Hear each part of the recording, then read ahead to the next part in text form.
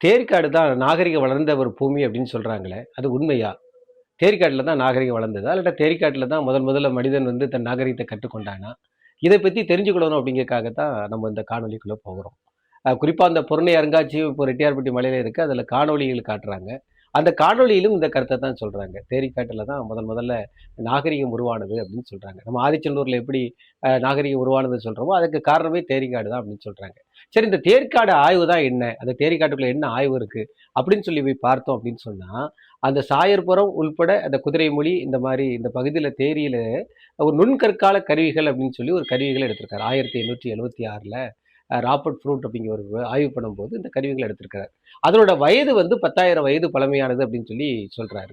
சரி, அதுதான் போகுது. தேரிக்காட்டுல வேற என்ன இருக்கு அப்படிங்கும்போது, சமீபத்துல மொர்தகாய் அப்படிங்கக்கூடிய ஒரு ஆய்வாளர் பழைய பீர்பால் ஆ க ம ஆய்வகத்துல இருக்கிறாரு. இவர் வந்து என்ன பண்றாரு அப்படின்னு சொன்னா, தன்னுடைய லக்னோவில இருக்கக்கூடிய அந்த ஆய்வகம், அந்த ஆய்வுல அவர் என்ன சொல்றாரு அப்படின்னா, தாமிரவர்ணி அந்த தேரி மண்ணில் படிந்த அந்த நாள், அத வந்து அவர் கணக்கிட்டு பார்க்கும்போது, சுமார் 25,000 ஆண்டுகளுக்கு முன்னாலே தாமிரவர்ணி தன்னுடைய மணலை கொண்டு தேரிக்காட்டுல பரப்பிட்டு அப்படின்னு சொல்லி ஒரு ஆய்வு முடிவ சொல்றாரு.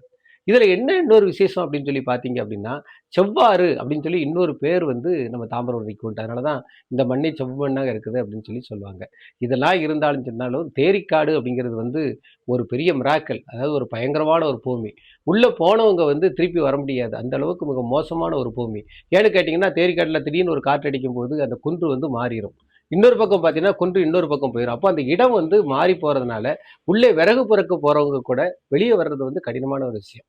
அதனால தான் பார்த்தீங்க அப்படின்னு சொன்னா, அந்த காலத்துல வந்து விடுதலை போராட்டத்துல ஈடுபட்டவங்கலாம் பார்த்தீங்கன்னா, போலீஸுக்கு டிவிக்க குடுத்துட்டு, இன்னைக்கு தேரிக்காட்டுக்குள்ள போய் தான் ஒளிஞ்சு கிடப்பாங்களாம். எப்பமாட்டும் ஒழுக்க அவங்க வெளிய வந்தா, அவங்களுக்கு வந்து உணவு தருவதற்காக அந்தந்த ஊர்ல சித்தர்வேளையிலலாம் ஒரு வீட்ல எப்போதுமே சோறு பொங்கி போட்டுக்கிட்டே இருப்பாங்களாம்.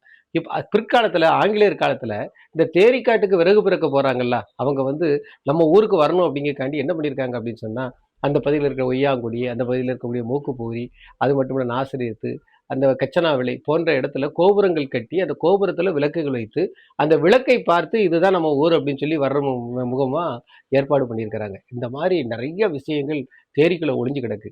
ஒரு காலத்துல தேரிக்காட பாலைவனமா சொல்லிக்கிட்டு இருந்தோம். ஆனா இன்னைக்கு சீபா ஆதித்தனார் காலத்துல வந்து முந்திரி விளையும் பூமியாக அத மாற்றிட்டாங்க. இன்னைக்கும் பார்த்தீங்கன்னா, தேரிக்காடு வந்து ஒரு செழிப்பான பூமியாவே மாறிக்கிட்டு இருக்கு. இந்த தேரிக்காட பத்தி உங்களுக்கு ஏதாவது தெரிஞ்சிருந்ததுன்னா, கமெண்ட்ல நீங்க அத சொல்லலாம். முத்தாலங்குறிச்சி காமராசுவின் நெல்லை வரலாற்றுச் சுவடுகள்.